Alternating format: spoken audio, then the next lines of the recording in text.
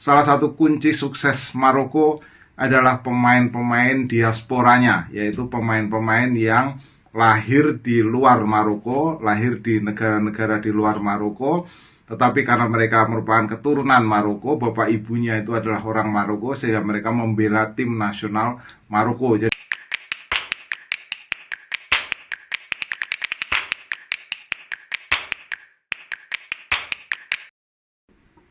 Salam pemirsa, ketemu lagi di Titis Corner dan kali ini kita akan membahas tentang Maroko. Kenapa Maroko? Karena Maroko baru saja membuat kejutan sebagai satu-satunya tim di luar Eropa dan Amerika Latin yang bisa lolos ke perempat final Piala Dunia 2022. Maroko di pertandingan putaran grup mereka menahan imbang Kroasia 0-0, kemudian menang melawan Belgia 2-1 lewat gol dari Saiz dan juga Aboukhlal. Kemudian mereka mengalahkan Kanada 2-1 lewat gol dari Hakim Ziyech dan juga En-Nesyri. Mereka kemudian bertemu dengan Spanyol di 16 besar dan bisa mengalahkan Spanyol lewat adu penalti. Maroko ini kalau Anda mengikuti sepak bola pasti sudah akrab dengan beberapa pemain besar yang pernah dilahirkan oleh negeri Maghribi ini. Kita melihat Maroko ini berbatasan dengan Spanyol, sehingga secara kultur dia juga dekat dengan Spanyol meskipun Maroko ini masuk ke Afrika. Kita lihat beberapa pemain besar yang pernah dilahirkan Maroko cukup banyak ya. Antara lain kalau kita tahu itu, kalau Anda tahu zamannya Deportivo La Coruna, mereka pernah punya Nouroudine Naibet. Dia pernah juga bermain untuk Tottenham Hotspur. Kemudian ada juga Marwan Chamakh yang pernah bermain untuk Arsenal. Kemudian ada pula Mehdi Benatia, Munchen dan juga Juventus. Kemudian ada juga Mustafa Hadji yang pernah menjadi pemain terbaik Afrika. Mustafa Hadji, Aziz Bouderbala. Nah ini mungkin agak asing ya, Aziz Bouderbala. Ini adalah pemain yang cukup terkenal di tahun 86. Nah kenapa 86? Karena di tahun itu ketika Piala Dunia di Meksiko, Maroko menjadi tim Afrika pertama yang bisa lolos ke 16 besar. Salah satunya kalau nggak salah ketika itu mengalahkan Portugal, tapi di putaran 16 besar mereka kalah dari Jerman Barat. Jadi Maroko sebenarnya punya tradisi bisa melahirkan pemain-pemain bagus, dan jangan lupa juga bahwa di Piala Dunia tahun 2022 ini salah satu kunci sukses Maroko adalah pemain-pemain diasporanya, yaitu pemain-pemain yang lahir di luar Maroko, lahir di negara-negara di luar Maroko, tetapi karena mereka merupakan keturunan Maroko, bapak ibunya itu adalah orang Maroko, sehingga mereka membela tim nasional Maroko. Jadi beragam dari 26 anggota skuad yang dibawa oleh pelatih Walid Regragui ini, 14 diantaranya adalah pemain ya dalam tanda kutip adalah pemain asing, yaitu pemain yang lahir di luar Maroko, sedangkan sisanya itu adalah pemain yang lahir di Maroko ya, hanya ada 12, tapi itu pun juga ada beberapa yang lahir di Maroko dan besar di negara-negara Eropa. Jadi memang dominan pemain diasporanya ini, pemain asingnya ini cukup dominan. Kalau kita melihat memang ada sekitar 4 juta warga Maroko yang tinggal di berbagai negara. Nah ini yang melahirkan banyak pemain-pemain berbakat di negara-negara Eropa ya, apa itu di Prancis, apa itu di Belanda, Belgia, Italia, bahkan ada juga yang di Spanyol. Dan kita lihat juga bahkan komunitas Maroko di Qatar ini cukup tinggi jumlahnya. Dari data menunjukkan bahwa ada sekitar 15.000, sehingga kalau Anda lihat pertandingan Maroko, pendukungnya selalu tampak meriah ya. Kita melihat jadi supporternya itu juga memberikan kekuatan bagi Maroko untuk menciptakan kejutan lolos ke perempat final. Nah, kita bedah skuad Maroko. Nah, skuad Maroko yang dimiliki oleh banyak atau berisi banyak pemain asing. Pertama mulai dari sisi pelatih. Pelatihnya sendiri ini juga pelatih yang lahirnya di Prancis, Walid Regragui. Ini pelatih yang begini ceritanya, saya sudah ulas sebelumnya di video tentang Vahid Halilhodžić, Anda bisa lihat di video saya. Jadi Walid Regragui ini baru datang di sekitar bulan Agustus tahun lalu, dia menggantikan Halilhodžić ya. Kenapa Halilhodžić ini diganti? Karena meskipun dia bisa membawa Maroko lolos ke putaran final Piala Dunia, tetapi dia meminggirkan pemain-pemain bintang Maroko ketika itu. Nah, salah satunya adalah Hakim Ziyech dan juga Nusair Mazraoui ya, yang main di Munchen, yang dua-duanya adalah pemain yang tumbuh atau besar di Ajax Amsterdam. Nah, oleh Halilhodžić, dua pemain ini disingkirkan. Kenapa? Karena dia lebih memilih tim yang bersatu daripada dia lebih memilih disiplin daripada situasi tim yang bersatu. Kata Halilhodžić, si Ziyech dan juga Mazraoui ini pemain yang nggak disiplin, jadi tidak mau berlatih atau tidak serius, dia sebutnya seperti itu. Nah, karena tanpa ada bintang ini, kemudian diambil keputusan oleh Federasi Sepak Bola Maroko untuk melepas posisi dari Halilhodžić dan masuklah Walid Regragui. Regragui ini lahir di Prancis dan dia juga pemain tim nasional Maroko cukup lama, dan di level klub dia pernah bersama Racing Santander di Spanyol di Primera Liga. Ini sekitar tahun 2004-2006 itu, kalau Anda boleh cek di Wikipedia misalnya. Regragui ini pernah membela Racing Santander di Spanyol. Nah, kita melihat itu dari sisi pelatihnya punya pengalaman di luar negeri. Dan dari sisi beberapa pemainnya, ya kita lihat di Belanda misalnya. Di Belanda mereka punya Hakim Ziyech yang besar di Ajax. Kemudian ada juga Nusair Mazraoui yang juga besar di Ajax, tapi sekarang kemudian bersama Bayern Munchen. Nah, kemudian ada juga Zakaria Abouklal. Ini pemain yang mencetak gol ketika mengalahkan Belgia 2-0. Nah, masih ada juga Sofian Amrabat, sudah 43 kali membela tim nasional Maroko, dan dia salah satu midfield gelandang bertahan terbaik di Serie A. Kita lihat dia bersama Fiorentina. Nah, si Sofian Amrabat ini juga punya saudara yang pernah membela tim nasional Maroko dan juga lahir di Belanda, namanya Nurdin Amrabat. Kalau Anda pernah dengar Nurdin Amrabat. Jadi di Belanda cukup banyak. Ada Ziyech, kemudian Mazraoui, kemudian Abouklal, kemudian Sofian Amrabat. Nah, masih ada juga beberapa yang lainnya, misalnya yang di Prancis, yang lahir di Prancis. Ini ada Sofiane Boufal. Nah, Sofiane Boufal ini kalau Anda lihat di lini depan Maroko ini jarang, memang dalam 4 pertandingan ini Walid Regragui jarang sekali mengubah komposisi intinya. Jadi selalu komposisi pemainnya itu terus yang dipasang, kecuali di satu pertandingan terakhir ketika melawan Kanada, posisi Selim Amalah ketika itu digantikan oleh Sabiri ya. Tapi kalau kita melihat di depan itu ada Ziyech, kemudian ada En-Nesyri, dan satu lagi Sofiane Boufal. Ini dia lahir di Prancis dan dia sekarang bersama Angers, tapi pernah juga memperkuat Southampton. Ini yang lahirnya atau besarnya di Prancis. Ada juga Younes Belhanda, tapi tidak masuk dalam skuad Younes Belhanda.